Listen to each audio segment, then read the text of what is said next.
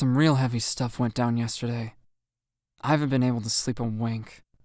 It's not because I choose to sleep downstairs on Matt's uncomfortable family sofa, or because Laura lies on the floor beside me, snoring like a trooper. It's because I can't switch off. My brain torments me with every little detail of what happened. I keep turning over my emotions and worrying about how my actions have made others feel.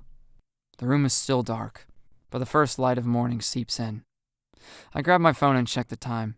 Seeing how late it's gotten only deepens the anxiety that's been keeping me awake. I roll over onto my side and I look down at Laura. She's spread out completely, and the covers are barely covering her. Her hair is messy and she's drooling. Still, that doesn't stop me from being so insanely jealous of her. She's perfect in every way. Long, beautiful hair, a darling face, and a small, pretty nose. She's curvy in all the ways I'm not. Everything I wish I could be.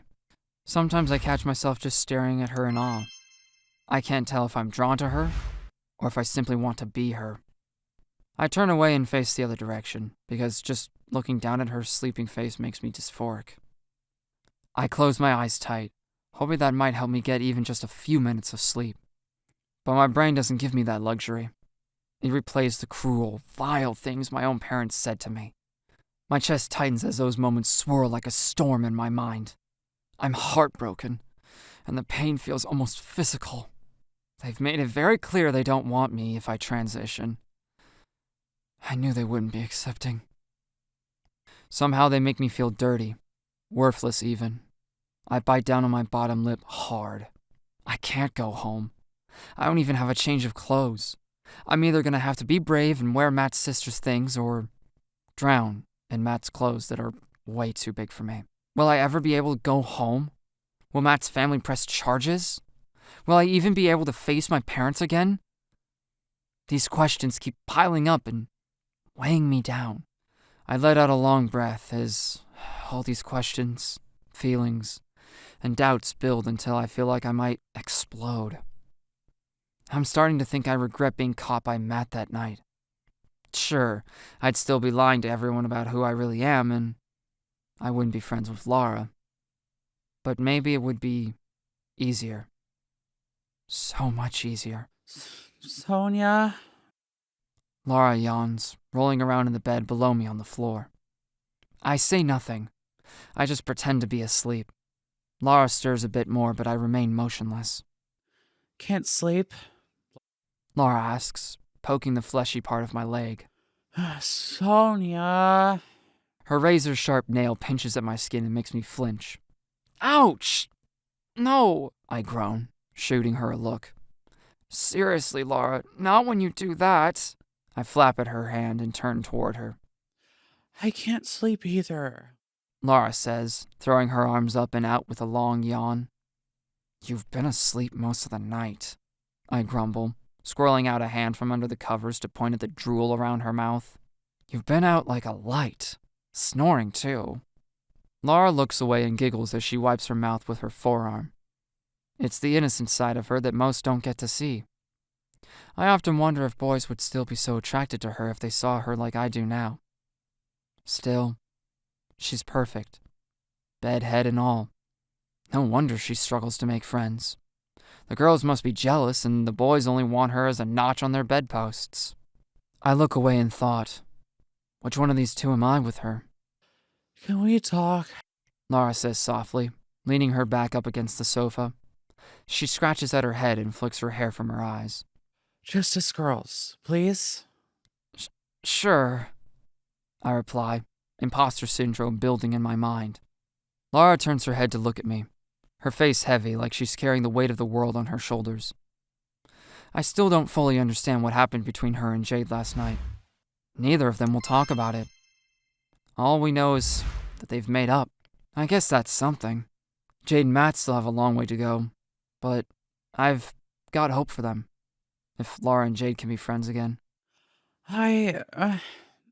Laura rubs at the back of her neck, but can't finish the sentence. She just looks me in the eyes and goes bright red. Has something happened? Laura stays silent, nodding quietly. I can't help you if you don't tell me, I say, sounding more sarcastic than I intended. Laura looks away for a second. It's Jade. she says, meeting my eyes again.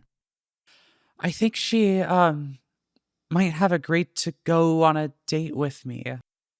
My mouth falls open in surprise. She did what?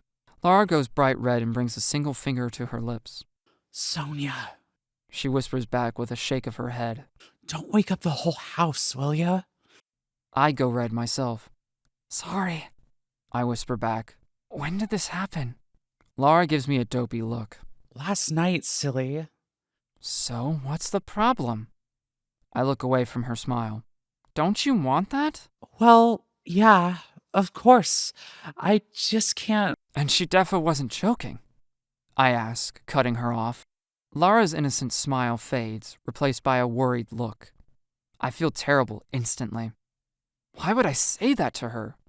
Maybe I'm just too tired and not thinking straight. I don't think so. She murmurs, looking away. At least, I hope she wasn't. Oh. I say nothing more, leaving the doubt hanging in the air. Awkward, huh? Lara's face twists into a sour frown. She jabs at my side with her sword-like nails. Sonya, She whines theatrically. come on. Be more supportive. She's like my first love, and I might actually have a chance with her. Annoyed at her claws digging into my skin again, I push her hand away. Is she even into girls?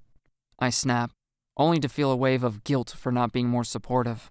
Lara stops in her tracks, her face blank. She just looks straight through me. Wow. She says simply. Don't tell me what you really think, will you, Sonya? Lara looks away, slipping under the sheets. I feel awful, like I've been nasty for no reason. I search for words to make it right, but none come, and I say nothing. I rub at my tired eyes as tears blur my vision. Maybe my parents are right. Maybe I'm just fooling myself. Maybe I'm not even a girl at all. I guess this is how Matt feels. Lara snarks, flipping her back to me. Her words are like a poison arrow to my heart. She said that to hurt me. She knows how confused I am about Matt and his feelings for me. She knows how much I worry that it could ruin our friendship. I turn my back on her and keep quiet. What's one more problem in the crap heap of my life's becoming? Maybe I should just run off into the forest and disappear. Tears roll down my cheeks and I press my lips tight together to keep quiet so Lara won't hear me sobbing. I don't blame her for what she said. I only have myself to blame for not being more supportive. At that moment, my phone begins to buzz. It vibrates on the arm of the sofa, slides off, and hits me on the head. Ouch! I groan, snatching hold of it before it slides off the sofa. Trying to focus on the screen with misty eyes, I hope to high heaven it's not Matt or my parents that's messaged me. Thankfully, it's just a message from Jackie. She's such a sweet kid, and I'm honestly gobsmacked that there's another person in my year who's like me.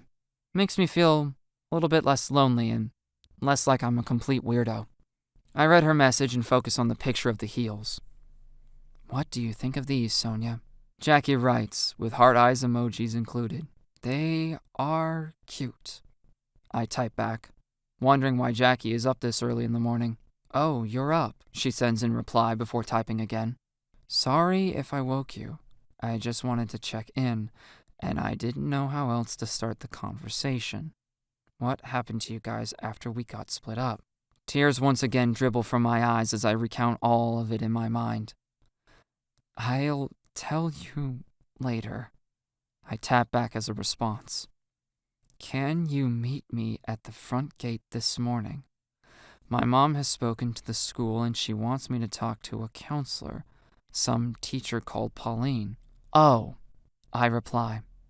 I was hoping you'd join me, Jackie types back, followed by a bashful emoji. Why would I do that? I reply. 'Cause she thinks I need to talk about how I'm a girl in a boy's body. I hesitate to reply. Sonya, don't you feel that way too? This might be how we start our transitions. Again, I don't reply to Jackie's message. Hey, you there? I thought it would be a good idea. We could support each other and make them understand just how we feel. I want to start presenting as female as soon as possible. Is it the same for you? I just stare at the screen, silent. How am I supposed to make this decision? It'll change my life forever. So how is it that Jackie has made it so easily? A single tear drops from my face and lands on my phone screen. I don't even bother to wipe it away. I just stare down at it, feeling trapped. I'm jealous of her for moving forward with such ease. My heart aches in my chest. I freeze in fear for what my life is becoming. I don't think I'm strong enough to deal with any of it. I should give up. I'll just live my life as a boy. I've done it all my life so far, so this way I won't upset anyone. Sonya? Laura snaps me back into reality as she sits up in her bed, looking at me with a confused expression. Are you okay? You're breathing really fast. Yeah. I nod, hiding my phone. I'm fine. Just a bit tired is all. Oh, okay. Laura tilts her head and then, slowly, begins to smile. So, are you going to wear some of Jade's uniform to school today? You looked so adorable in my skirt yesterday. No! I whine, looking at her in disgust. I'm a boy! Laura, I'll wear a boy's uniform. Oh. Laura's smile fades. Are you sure you're okay? I'm fine. Thank you. I turn away in my bed to end the conversation. I need to think about how I'm gonna make this all better again. If I ever want to go back home and have a normal life.